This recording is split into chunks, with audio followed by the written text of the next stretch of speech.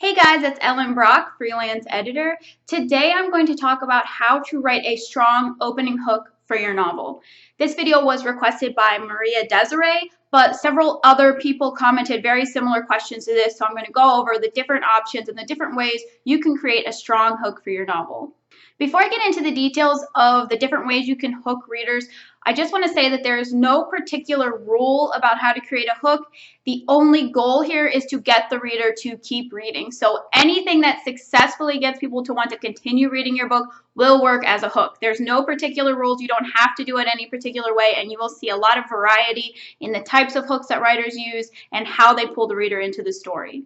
The way that you hook readers is highly dependent on the type of novel you're writing, the plot, the setting, and a lot of other elements. So you have to make a judgment call based on what you think is the best foot to put forward, the best information to open with, the best way to pull in the right readers for your story. And it's important to remember you want to pull in readers that will love your story, not readers that might be attracted to an opening scene that sort of falsely represents your novel. So make sure that your opening hook is as representative of your novel as possible. So I'm going to go over 5 ways to do that, to create a strong opening hook that will work with your story. Probably only a few of these ways will work for you. Maybe only one will work for you, but hopefully it will give you some ideas for how you can create a really great hook for your novel. So number 1 is an interesting setting. This is especially common if you're writing science fiction or fantasy, but it might also work for historical and certain kinds of contemporary fiction. If you have a location or a time period that's particularly unique or interesting, it can work very effectively as a hook. This is especially true if there's something very unusual like dystopian or science fiction in space on a spaceship where there's something very unique about the location. But you have to be realistic about how unique the location is. Are there lots of other novels set in this place or set in similar places? Because that will prevent this from being a strong hook. So the location or the time period works best if there's something particularly different about it and there aren't a bunch of other novels set in a similar place. Number 2 is something interesting about your character's circumstance. This could be an unusual occupation, an occupation that readers don't normally get to see, or even an occupation that's completely fictional but is very interesting and unusual and can grip the reader into the story. It could also be something more personal, such as a disability, a magical ability, something about your character's situation that's different or unique from other novels. Number 3 is probably the most universally functional and effective hook, and that's just to raise some kind of question in the reader. This can be any kind of question that will compel the reader to want to continue, to see what happens, to get the answers. Because when you raise a question, the reader will want to stick around to figure out what the answer is to that question. This doesn't mean you're directly raising a question, it just means you're providing a circumstance. You're creating a scene that causes the reader to have questions bubble up in their mind. It could be something like, why is there a dead body in the living room? Why is she poisoning the soup? There are lots of kinds of questions you can raise that will work very effectively. And rather than putting all the information forward, you can cause the reader to get pulled into the story, to want to keep reading, to get those answers. This works pretty effectively in most genres, but there are some circumstances where it would be too artificial or too difficult to raise these questions.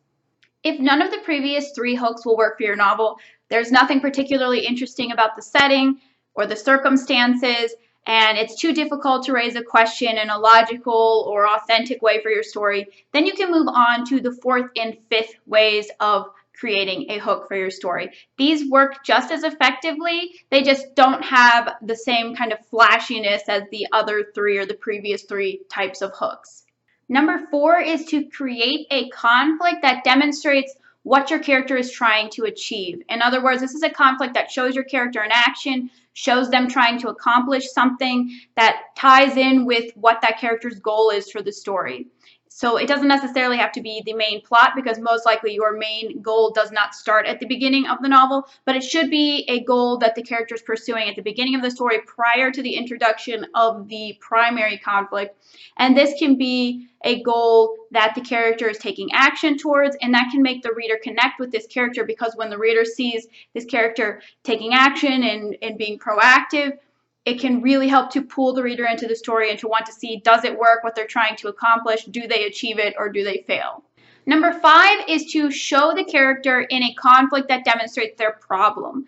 This is a situation where the character's problem is on display, where you can see what the character is dealing with. You can see how they're suffering, and you can give the reader an impression of what the story is going to be about.